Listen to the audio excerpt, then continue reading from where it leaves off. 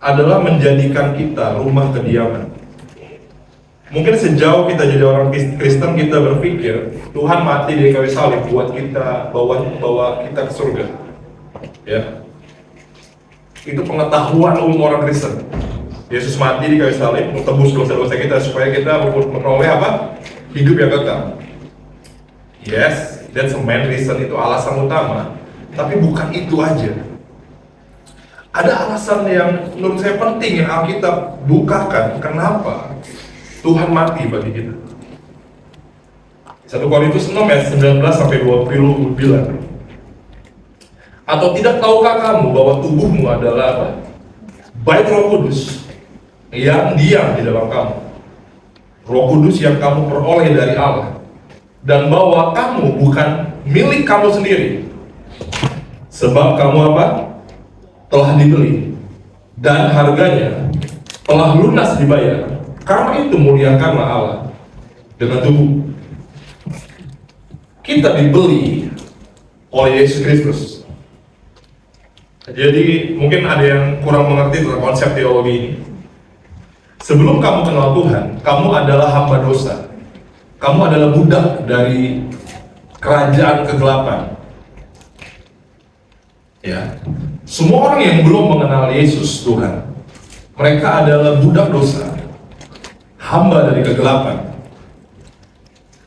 Yesus mati untuk membeli, menebus. Jadi prinsip perbudakan saat itu, kalau kamu punya budak kamu bisa dibeli oleh orang lain kalau harganya cocok. Dan orang yang jadi budak dari dosa atau budak dari kegelapan, Alkitab tulis bahkan di Filipi, orang yang nggak kenal Yesus itu seperti boneka yang kamu tahu pernah nonton apa sih zaman dulu itu ada parade boneka yang pakai tali-tali itu, ada yang mainin dari atas, jadi boneka kayu itu bergerak sesuai tangan si pengguna tali. Alkitab menggambarkan mereka yang nggak kenal Yesus Tuhan adalah budak dari kegelapan. Kalau kamu dengar tiba-tiba ada orang yang bunuh diri, bisa perkosa mamanya, ya, bisa bunuh anaknya sendiri, mereka seperti boneka aja yang dipermainkan begitu rupa, ya, oleh kegelapan. Mereka nggak bisa kontrol diri mereka sendiri. Mereka nggak punya rem. Berapa banyak pemakai narkoba yang saya kenal, sebenarnya mereka capek pakai narkoba, mereka pengen berhenti tapi mereka nggak bisa. Kenapa? Karena mereka dikontrol. Ya, gitu. Jadi budak dari dosa, jadi budak dari kegelapan. Tapi budak itu ditebus dengan harga yang mahal. Itu dibayar dengan hidup Yesus Kristus sendiri yang mati di kayu salib. Tujuannya apa? Setelah kamu dibayar, kamu jadi rumah untuk Dia. Konsep ini sebenarnya sulit dimengerti, tapi saya ingin kita mikir lebih dalam. Alkitab tulis, datanglah kerajaanmu apa? Di bumi, apa? Seperti di surga. Seperti apa itu rupanya? Di bumi seperti di surga. Seperti apa itu rupanya? Saya kasih perumpamaan ini untuk mudah dimengerti. Kalau perusahaan besar di China ingin taking over bisnis di Indonesia, apa yang dia akan lakukan di Indonesia? Kalau ada perusahaan besar, contohnya Apple kemarin, ya, mereka ingin buat pabrik di Indonesia, ya, mereka ingin buat center di Indonesia. Apa yang mereka lakukan? Mereka akan buat satu tempat, setuju? Mereka akan buat satu tempat di negara itu supaya ada markas mereka, ada rumah mereka di situ, supaya keberadaan Apple di Indonesia bisa sangat dilihat oleh orang lain di Indonesia. Orang Indonesia bisa ngerti bagaimana Apple bergerak sebagai company saat Apple udah buat pabrik dan kantor di sini. Dia udah buat rumah di sini. Paham? Sebut perusahaan apapun, Nike dan anything, ya. Ini konsep yang sederhana banget sebenarnya. Kerajaan surga, ya, kerajaan surga ingin melakukan sesuatu di bumi. Dia butuh apa? Rumah. Dia perlu bangun rumah supaya keberadaan surga bisa dirasakan di bumi. Nah, untuk bangun rumah itu di bumi, perusahaan Apple kemarin dicat sama Indonesia lumayan gede, ya. Saya lupa berapa nilainya, mungkin ada yang tahu berapa juta dolar. Supaya mereka bisa bangun pabrik di sini, mereka bisa bangun home base di Indonesia. Apple mesti dicas gede-gedean. Akhirnya mereka mundur, saya nggak tahu sekarang udah deal apa belum. Ya, saya nggak ikutin beritanya, tapi kurang lebih gitu. Untuk Yesus Tuhan, untuk punya rumah di bumi, untuk menggambarkan kerajaan di surga, dia mesti bayar mahal itu. Dengan apa? Dengan bayar dengan hidupnya sendiri. Supaya bisa dapatin kita semua, kamu dan saya, untuk jadi rumahnya. Sebenarnya kalau ngomongin tentang kediaman Tuhan, bisa dinilai secara personal, juga bisa dinilai secara komunal atau sebagai komunitas atau kerumunan. Tapi saya nggak bakal bahas itu hari ini. Saya bakal ngomong tentang rumah Tuhan secara personal. Kita agak Bible study sedikit. Tuhan pilih kamu jadi rumahnya. Itu sebabnya Alkitab dulu sama tadi, Loren jadi pindah dulu. Kamu dibeli dengan harga yang lunas dibayar. Dia bayar mahal buat rumahnya. Untuk beli kamu sebagai rumahnya, dia bayar mahal. Apa? Karena itu muliakan Allah dengan tubuhmu. Itu sebabnya kita nggak bisa sembarangan pakai hidup kita asal-asalan. Karena kita dibeli. Kita udah dibayar. Itu alasannya, untuk jadi rumahnya. Kita udah nggak bisa asal-asalan lagi hidup. Kita lupa kita rumahnya. We are His house. Saya perlu ulang-ulang itu biar kita sadar gitu. Kita adalah rumah Tuhan. Tuhan berdiam di dalamnya. Dia memilih, dia bisa tinggal di mana aja yang dia mau. Tapi dia memilih Wongso. Dia memilih tinggal di situ. Dia pilih kita dengan semua keburukan kita. Dia pilih kita dengan semua kekurangan kita. Dia pilih kita yang begini untuk jadi rumahnya. Di tempat dia tinggal supaya apa? Supaya keberadaan surga bisa dirasakan di bumi oleh orang-orang. Dan pertanyaannya adalah, kalau kita adalah rumah kediaman Tuhan, apakah itu hanya klise? Atau emang itu sebuah kenyataan atau realita di hidup kita? Apakah benar kita dipenuhi oleh Dia? Kalau kita rumahnya, apakah benar Dia yang memiliki rumah ini? Apakah benar Dia yang karena kita yang udah nikah ngerti ini ya. Kita yang udah nikah itu ngerti ini. Jadi kalau kamu nikah kamu ngerti. Ya, keputusan untuk memilih dekorasi rumah tidak ditentukan oleh suami. Itu ditentukan oleh istri. Benar nggak sih? Ya, mau beli sofa jenis apa? Ya, mau beli TV-nya bentuknya kayak apa? Tak TV kayak apa? Itu udah ada di keputusan istri biasanya. Dan terbayang nggak tiba-tiba saya masuk ke rumah Yayan dan Dian yang baru punya rumah. Saya bilang ini sama Dian, namanya, saya nggak suka sofa ini. Tolong dibuang dong. Saya mau ini diganti dengan sofa yang baru. Menurut kamu Dian bakal mana? Enak aja ini rumah gue yang beli. Ya, terserah gue yang desain, siapa lu? Ya, yang nggak punya hak apa-apa. Gue tahu lu pendeta gue santau, tapi lu nggak punya hak apa-apa atas rumah ini. Lu nggak bisa ngatur gue sana. Seringkali kamu tahu nggak sih? Seringkali kita seperti itu sama Tuhan. Hidup ini udah dibeli oleh Dia untuk jadi rumahnya. Tapi kita nggak ikut aturannya, kita yang ngatur. Kita yang coba atur Tuhan. Dan cara rohani untuk mengatur Tuhan adalah lewat doa. Itu cara paling rohani untuk atur Tuhan. Tuhan, aku mau hidupku begini. Aku mau ceritanya gini.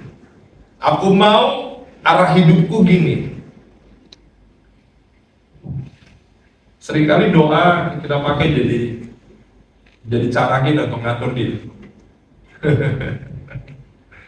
Hati-hati terjebak. Ya. Nggak semua doa berkenan di hadapan Tuhan. Mereka yang berdoa dengan ego akan coba pelintir tuh tangan Tuhan untuk maksa Tuhan ikutin maunya.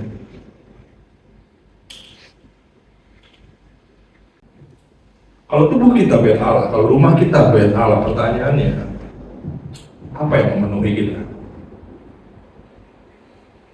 Apa yang memenuhi kita?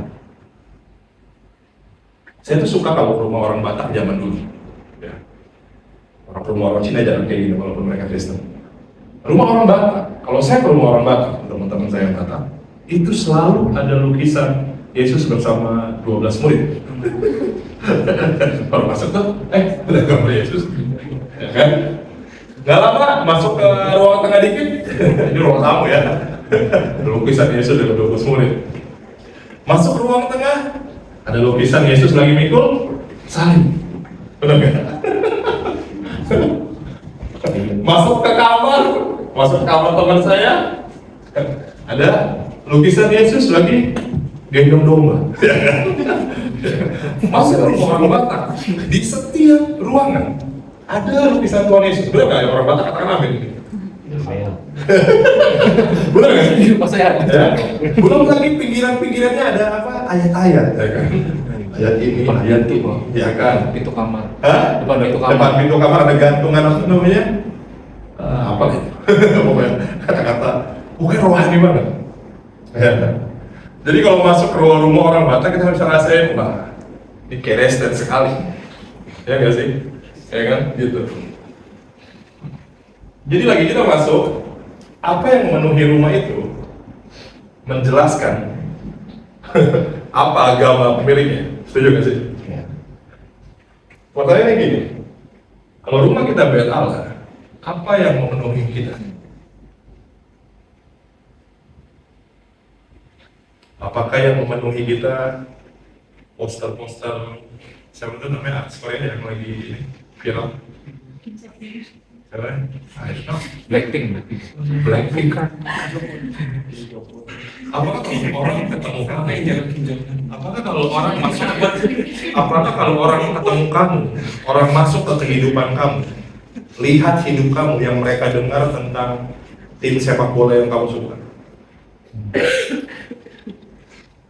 Apakah kalau mereka masuk ke hidup kamu, ya, yang mereka dengar adalah pacar kamu yang kamu bangga-banggain? Apakah kalau mereka masuk ke hidup kamu, yang mereka dengar adalah barang device teknologi yang kamu beli? Apa yang orang lagi masuk ke hidup kamu? Ya, orang masuk ke rumah kita, lihat hidup kita, apa yang mereka lihat? Yesus kah? Atau hal-hal yang lain? Ya saya tahu, memang agak aneh kalau ketemu orang, tiap ketemu orang ngomongin firman Tuhan dulu. Keseringan ngomongin Yesus juga, nggak tahu tempat juga nggak pas ya, kali kondangan, bro, Tuhan Yesus. Lu tahu nggak tuh? Lu tahu nggak tuh firman ayat Yohanes 16? Kita lagi kondangan, bro, santai. Ya, nggak tempat juga. Ya, tapi kita tahu juga ada orang Kristen yang nggak ada Yesus ya. Kalau ketemu mereka nggak ada sedikit pun yang ngomongin Yesus. Ini indikator sederhana banget apa yang ada di dalam rumahnya. Ya, apa yang ada di dalam rumahnya? Hanya cari-cari jodoh nih, lihat apa yang dia omongin. Kalau dia nggak pernah ngomongin Yesus, dia nggak pernah ngomongin firman, dia cuma ngomongin diri dia, prestasi dia, apa yang dia punya, dia cuma ngomongin semua. Dia cuma ngomongin mobil, dia cuma ngomongin hobi, dia cuma, jangan-jangan yang di dalam nih, jangan-jangan dia bukan rumah Allah. Alkitab tulis kita adalah apa yang memenuhi kita. Apa yang memenuhi kamu adalah kamu. Amin. Amin. Saya nggak pernah percaya Orang yang kerjaannya main game, nonton Netflix seharian, berhari-hari, keluar dari rumah dia akan jadi kayak Yesus. Will never be. Impossible. Ya.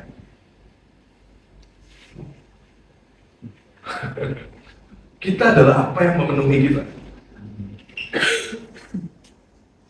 Kalau kita baca firman, berdoa, Yesus akan memenuhi kita. Nah, kita keluar rumah, kita akan bawa Yesus ke mana. Amin. Next. Alright. Tujuan kenapa Tuhan juga pilih dia jadi rumahnya. Dia ingin memenuhi kita dengan seluruh kepenuhannya. Dibilang di sini, dapat mengenal kasih itu sekalipun ia melampaui apa? Segala pengetahuan. Aku berdoa supaya kamu dipenuhi di dalam seluruh kepenuhan Allah. Paulus berdoa kita dipenuhi oleh seluruh kepenuhan Allah. Coba perhatikan ayat ini terlalu mistis buat saya. Kenapa saya bilang mistis? Tuhan yang lebih besar dari apapun, yang begitu mustahil untuk dimengerti, begitu hebat, dan saya bisa punya akses memiliki dia dalam seluruh kepenuhannya. Buat saya ini ayat yang nggak masuk akal, makanya saya sebut ini ayat yang mistik. Tapi ini firman Tuhan.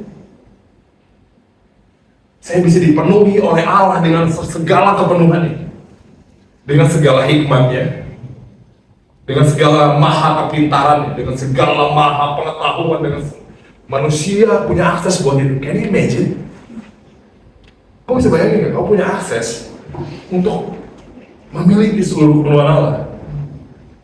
Saya bakal ambil bahasa sederhana buat ini. Ini bakal jadi agak abstrak, tapi saya bakal coba jelasin ini. Kalau kamu lagi hadapin masalah kamu di usaha kamu, di bisnis, menurut kamu, kalau ada Tuhan di bisnis kamu, tiba-tiba dia datang ke tempat usaha kamu, langsung kamu tanya dia, Yesus, what should I do? Menurut kamu dia tahu nggak jawabannya untuk buat bisnis kamu lewatin masa sulit itu? Tahu nggak dia? Hah? Kenapa? Karena dia Allah. Dia Tuhan, dia tahu semuanya. Amin. Masalah keluarga kamu, segala macam, dia tahu solusinya. Dan kamu kebayang nggak sih? Kamu punya akses. Allah yang seperti itu tinggal di dalam kamu, sehingga kamu mampu melihat situasi kamu seperti dia melihat, sehingga kamu bisa mampu tahu apa yang harus kamu lakukan karena dia tinggal di situ, karena dia tahu apa yang harus dilakukan. Ini mistis, tapi ini real. Saya ngedoain orang itu, kalau saya sendiri nggak akan terjadi apa-apa sama orang itu. Setuju nggak? Kenapa? Saya bukan ngambil kredit buat diri saya, tapi saya mau ajarin kamu sesuatu. Kalau saya doain orang dan orang itu disembuhkan, why? Karena Allah dengan semua kepenuhannya, dengan semua mujizat yang tinggal di dalam saya, mengalir melalui saya. That's the reason. Beberapa dari kamu lah alami itu, kamu doain orang sembuh, benar nggak sih? Kenapa? Bukan karena kamu bisa nyembuhin, bukan, tapi karena Allah yang hebat itu tinggal dalam kamu, mengalir melalui kamu. Tujuan Tuhan menjadikan kita rumahnya supaya kita bisa mengalami kepenuhannya, dipenuhi olehnya. Makanya saya nggak pernah percaya kalau karakter dan pengurapan adalah hal yang terpisah. Mereka bilang gini, kuasa-kuasa Allah, yang penting karakter, kita nggak perlu kuasa. Kuasa-kuasa nanti kalau karakternya jelek, orang-orang kecewa, dia bilang. Mereka seperti memisahkan antara kuasa dan karakter. Jadi saya mau bilang gini, kalau kamu memiliki kepenuhan Allah, kamu punya kuasa Allah, kamu juga punya karakter Allah, itu nggak pernah berseberangan. Amin. Amin. Kepenuhan Yesus punya karakter, dia penuh kasih, lemah lembut, rendah hati, tapi juga dia sembuhkan orang kusta. Amin. Dia keduanya. Jadi jangan pernah dipisahin. Jadi saya percaya lagi orang mengalami kepenuhan dari Allah. Dia punya segala hal, dia punya hikmat Salomo, dia punya hati Daud, Keren gak sih? Semua nabi-nabi di perjanjian lama, ini cara kamu bisa mengerti perjanjian lama. Saya ngomong agak lama kamu. Perjanjian lama kamu lihat, kelebihan Yusuf apa? Yusuf leadership, setuju kan? Moses apa? Hah? Moses orang yang lemah lembut di bumi, paling lemah lembut. Daud melambangkan apa? Keintiman, oke? Salomo melambangkan hikmat. Simpson melambangkan keperkasaan. Semua nabi-nabi yang kamu lihat di perjanjian lama itu menggambarkan karakter Allah. Kamu ngerti? Kenapa? Karena pada saat mereka melayani di bumi, mereka dipenuhi oleh Roh Allah. Mereka mengalirkan apa yang memenuhi mereka. Paham nggak? Simpson mengalirkan keperkasaan karena Roh Allah ada atasnya. Semua nabi-nabi. Jadi kalau kamu lihat karakter demi karakter dari nabi-nabi di perjanjian lama, itu sebenarnya menggambarkan karakter Allah yang bergerak di dalam mereka.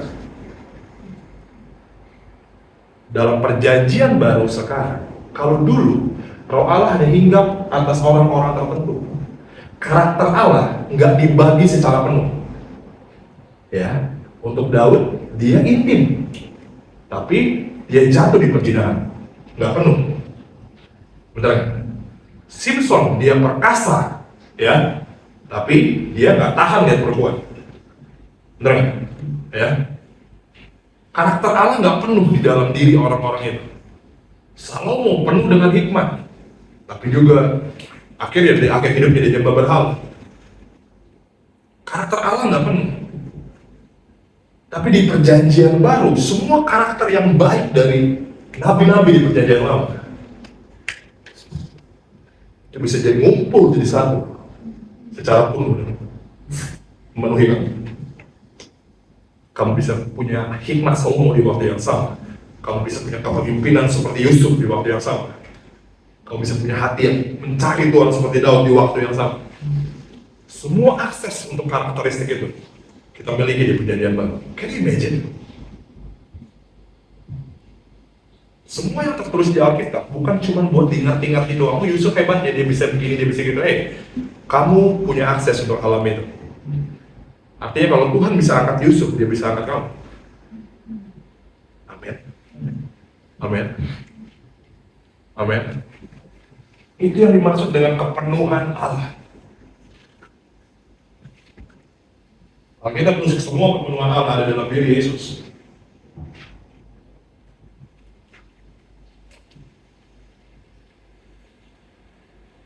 Kita buka ayat berikutnya. Efesus 5 ayat 18. Saya suka ayat ini karena saya suka tenang pokoknya. Jangan mabuk oleh anggur, ya, yang akan membawa kamu kepada pemberontakan.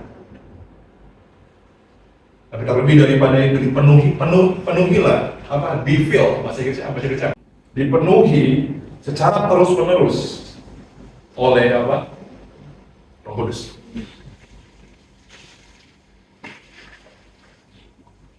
Be filled continually with the Holy Spirit. Banyak orang Kristen mikir, penuh Roh Kudus itu hanya momen-momen tertentu aja. Ya. Pertama kali kamu terima bahasa roh. Jadi kalau kamu pernah, pertanyaannya udah salah. Kamu pernah dipenuhi Roh Kudus nggak? Saya pernah. Tahun berapa? 2015 lagi KKR. Nggak tahu kenapa tiba-tiba mulut saya dipenuhi Roh Kudus itu bukan momen sesaat, momen tertentu, bukan. Penuh dengan Roh Kudus harus terjadi every time, terus menerus. Jadi jangan lagi nanya orang pernah nggak dipenuhi Roh Kudus. No. Pertanyaannya, hari ini kamu dipenuhi? Hari ini kamu izinin diri kamu dipenuhi nggak oleh Roh Kudus? Atau kamu jadi bejana yang kosong, yang kering, nggak ada air memenuhi itu? So, terjemahan yang lain, sudah, saya cari terjemahan ini. Don't drink too much wine, that cheapens your life. Jangan minum terlalu banyak anggur yang akan membuat hidup kamu jadi murahan. Wow. Tapi drink the Spirit of God. Hendaklah kamu dipenuhi oleh Roh Kudus. Di sini dibilang, drink the Spirit of God. Minumlah Roh Kudus. Roh Kudus digambarkan sebagai air. Amin. Dan Tuhan mau kita dalam posisi dipenuhi olehnya. Dengan cara saat kita datang, kita minum. Ada kebenaran yang lucu tentang minum. Saya percaya kalau kamu buka botol ini dan kamu saya suruh misalnya dan kalau minum habis ini saat ini juga dalam hitungan 30 detik.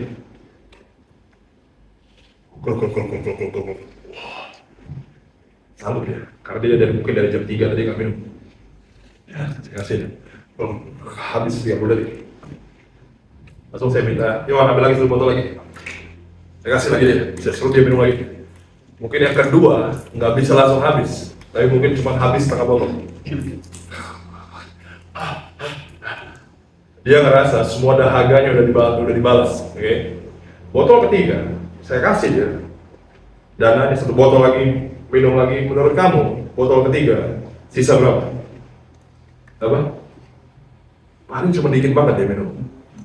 Suruh habisnya sebotol lagi dia bisa muntah. I'm done. What's the meaning? Artinya kamu hanya bisa minum kalau kamu haus.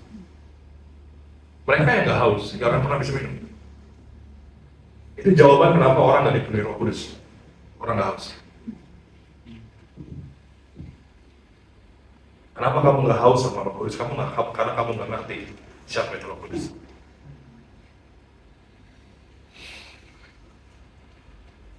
Kita ada dalam dilema sekarang di gereja, di mana orang-orang ramai-ramai berbondong-bondong ke gereja, cuma penuhi kewajiban hari Minggu. Tapi mereka nggak haus. Itu dilema besar. Dilema besar. Akhirnya kita pulang dari gereja, kita nggak dipenuhi apa-apa. Kita kosong, kita pulang gitu aja. Hari-hari kita di rumah, kita nggak dipenuhi, kita dipenuhi oleh Netflix, kita dipenuhi oleh many things, tapi bukan Roh Kudus. Kita dipenuhi drakor, semua. Makanya kalau ada orang tanya saya, Pak Santo, untuk dipenuhi Roh Kudus, seberapa lama saya harus berdoa? Ini bukan tentang seberapa lama, tapi seberapa haus. Seberapa lama berpengaruh, tapi kalau lama-lama juga nggak haus, nggak akan penuhi kamu apa. Be thirst of the Holy Spirit, haus akan Roh Kudus, inginkan Dia. Amin. Amin.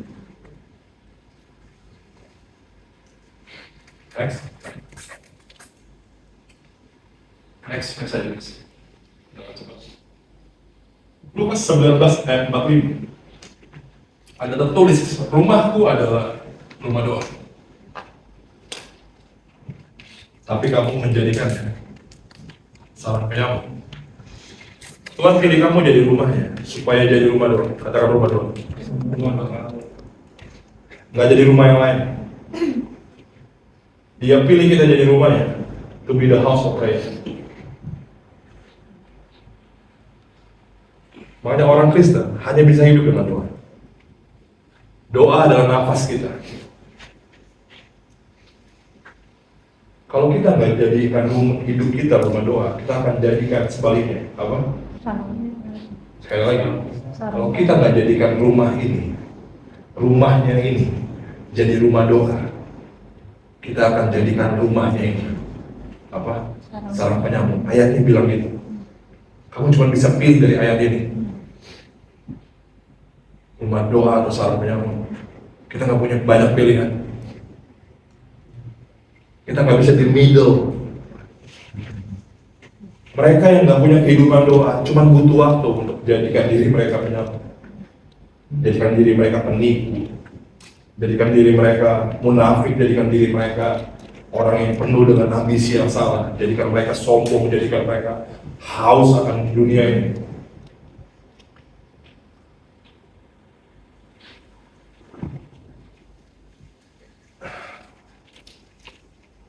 Saya percaya memang.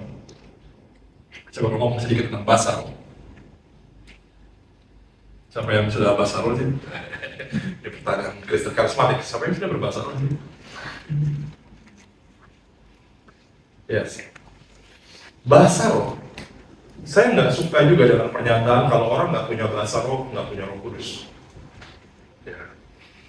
Oh, dia nggak bahasa roh berarti nggak ada Roh Kudus. Buat saya itu totally wrong. Bahasa roh hanyalah karunia Roh Kudus. Hanyalah pemberian. Ya. Yohan adalah milik saya secara suami istri. Ya. Dia adalah milik saya. Amin. Kok nggak milik aku? Dia milik saya. Ya, dia nggak bisa jadi milik siapapun. Ya, she belongs to me. Dia milik saya. Oke. Kalau hari ini saya bilang, Yohan, tadi saya lihat ada sepatu Adidas Samba, bagus banget. I love it. Tolong belikan saya Adidas Samba yang OG, ya. Itu harganya 3,5 juta. Tolong berikan saya Adidas Samba, please. Lalu Yohan bilang, saya nggak mau kasih, itu mahal sekali. Gara-gara dia nggak mau kasih, menurut kamu, sejak hari itu, dia berhenti jadi istri saya? No, dia tetap istri saya, walaupun dia nggak kasih gift yang saya mau. Setuju kan? Dengan alasannya dia. Saat kamu kenal Yesus Kristus, saat kamu terima Yesus Kristus, kamu sudah punya Roh Kudus. Saya mau jelasin ini. Sekalipun Roh Kudus tidak memberi karunia, gift, bahasa, bukan berarti kamu nggak memiliki dia. Kamu adalah miliknya karena kamu ditebus dengan darah. Sekali lagi, bahasa roh hanyalah gift. Salah satu karunia dari 9 karunia, setuju? Itu hanya gift. Amin. Namun gift ini, gift yang Roh Kudus kasih, sangat penting. Kamu nggak punya gift ini, nggak buat kamu kehilangan Roh Kudus, ya. Tapi kalau kamu punya gift ini akan memudahkan kamu, ya, untuk terhubung dengan Roh Kudus lebih lagi. Dan karunia ini disebut dengan karunia berbahasa. Ada amin. Jadi saya dorong semua anak Tuhan, hey, tinggal minta. Nggak ada yang salah dengan minta. Just ask. Roh Kudus, kalau memang benar karunia bahasa membantu aku, membawa aku lebih dekat dengan Roh Kudus, aku ingin kasih aku itu. Jadi rumah doa, seperti yang saya bilang di sini, rumah doa itu sulit. Kalau kamu nggak punya karunia bahasa roh, kamu berdoa 30 menit, akan jadi waktu yang membingungkan buat kamu. Mau ngomongin apa kamu? Mau doain apa? Ya, istri saya kalau udah doa syafaat, doain, semua didoain. Panjang banget. Tapi sepanjang apa dia bisa ngomong, ya? Gitu. Panjang banget. Tapi ada pasti kalau doa dengan bahasa manusia pasti ada limitnya. Tapi kalau kita bisa dikasih karunia bahasa, kita akan berdoa lebih simpel. Kita cuma bahasa doang. 10 menit nggak kerasa, 20 minutes nggak kerasa, 30 menit nggak kerasa. Kita jadi rumah doa saja. Just pray continually. Nah, kita jadi rumah doa, kita makan dipenuhi. Labarasut, lababa.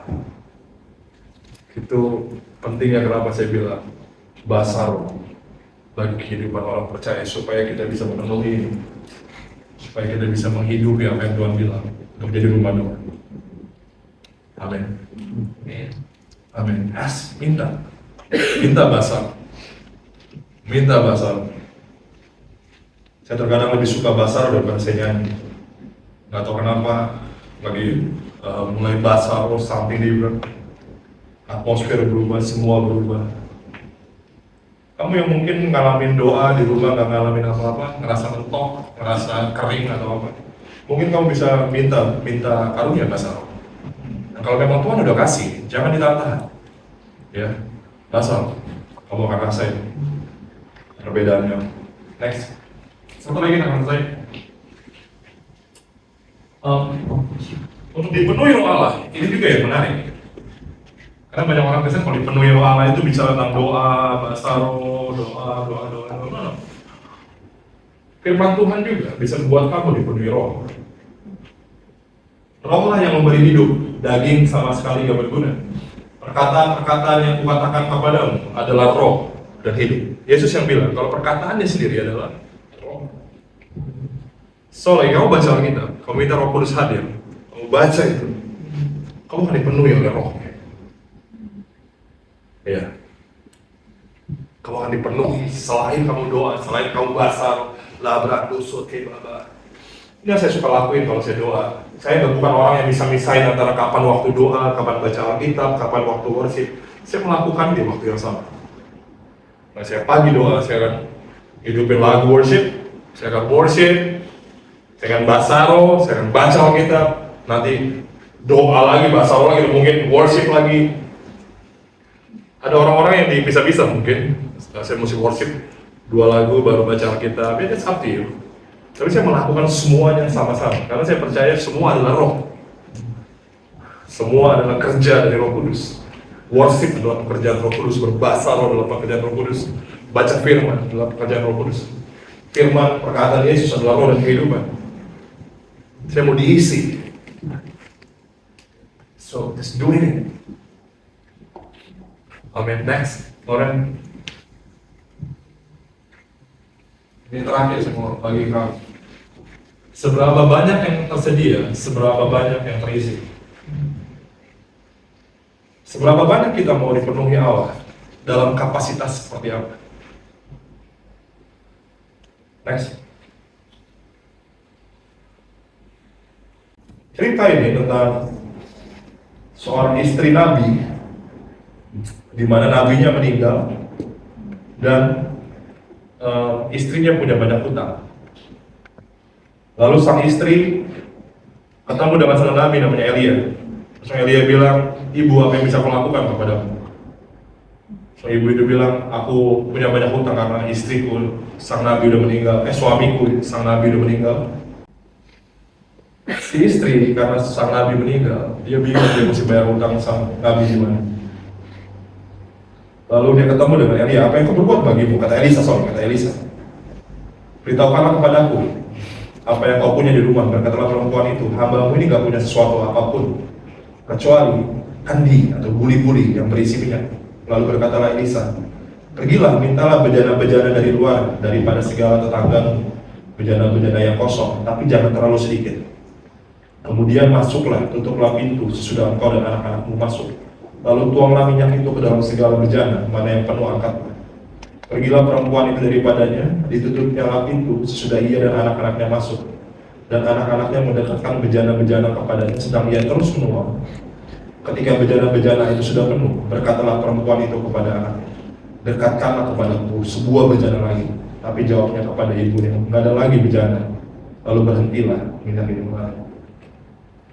Lihat ini. Seberapa banyak bejana yang disiapkan oleh si janda itu, itulah yang diisi. Ya. Detik di mana si janda bilang, nak mana bejana lagi? Kan udah minta-minta sama tetangga-tetangga. So kata anaknya, udah mak itu bejana terakhir, minyak itu baru dia mengalir.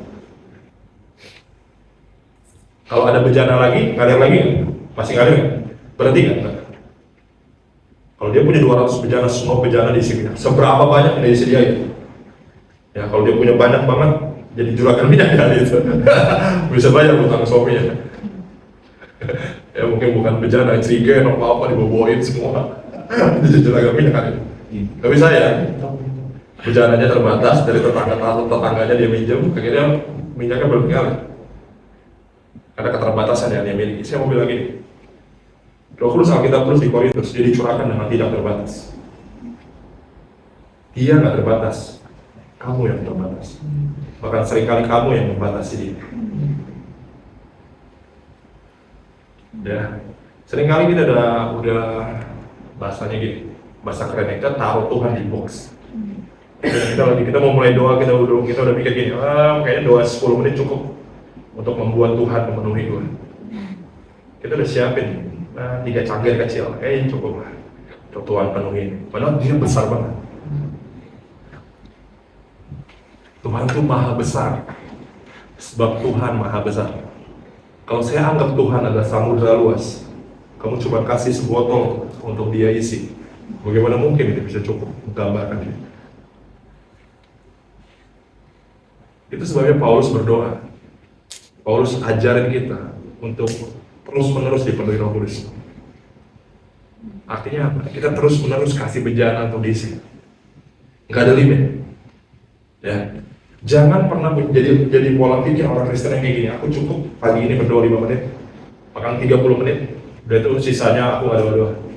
Itu sama aja kita cuma siapin 2-3 bejana untuk dia isi. Padahal terlalu banyak yang dia pengen curahin. Banyak banget dari dirinya yang dia mau taruh di hidup ini. Tapi kita cuma kasih beberapa. Ini gorengan apa nih? Enggak suara gorengan. Hujan. Oh, hujan. Gorengan. Lapar kan? Minyak pun gorengan. Lapar. Ada hal yang tidak bisa terjadi. Mujizat. Hujan menjadi kopi. Terkadang saya aja membatasi lagi saya pimpin pujian. Saya rasa cukup satu jam worship. Di talk lama banget 1 jam worship. Kita rasa bentar sekali, tapi mungkin buat orang-orang yang nggak biasa ke talk, lagi mereka udah datang ke talk worship 1 jam, mereka akan bilang, ini kayak ngapain sih? Nggak semua orang biasa dengan itu. Tapi kadang-kadang kita tuh membatasi Tuhan. Kadang-kadang saya jadi worship ini kayak tadi, saya akan worship dari jam 5 sampai jam 6. Bagaimana sebenarnya kalau Tuhan mau memenuhi kita di 1 jam 10 menit? Tapi kita berhenti di 1 jam pas. Akhirnya ya nggak terjadi. Itu yang saya sebut dengan, jangan limit yourself. Ya, jangan batasi. Kalau pagi udah doa, ya udah. Ya, orang Kristen gitu. Kalau udah pagi doa ngerasa semua aman. Continually, terus-menerus be filled. Ya, pagi kamu udah doa, that's a good thing. Tapi keluar dari kamar, kamu ke kantor, cari waktu keep worshiping. Di mobil worship, bahasa roh, baca firman, minta Tuhan terus penuhi kamu. Terus continually, jangan batasi Tuhan. Makin banyak kita dipenuhi, makin banyak kita memiliki kepenuhan dari Kristus memenuhi kita. Amin. Apalagi orang yang pagi udah nggak doa, pagi udah nggak doa, dan sekalian lah. Gitu.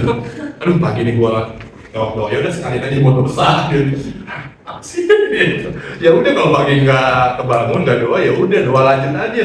Habis ya kalau udah nggak kebangun, ada orang yang model gitu loh. Gua pagi ini nggak doa, gua kesiangan.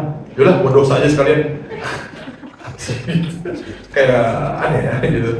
Jadi kalau kamu nggak kebangun, nggak doa, ya udah gitu loh. Kalau lanjut aja, bisa di kantor, jadi manapun, bisa worship di mana aja. Jangan batasi. Terus kasih bejana untuk diisi. Amin. Supaya kita jadi rumah kesukaan Tuhan. Rumah tempat dia berdiam dalam sebuah penuhan. Ya. Gitu. Kalau saya percaya kalau Tuhan penuh di sini, ya. Apa yang sih yang kamu butuh dalam hidup? Kalau dia penuh di sini, apa yang kamu butuh dalam hidup? Coba sih. Apa yang kurang? Kalau kamu punya dia, kamu punya segala. Saya langsung bagi diri.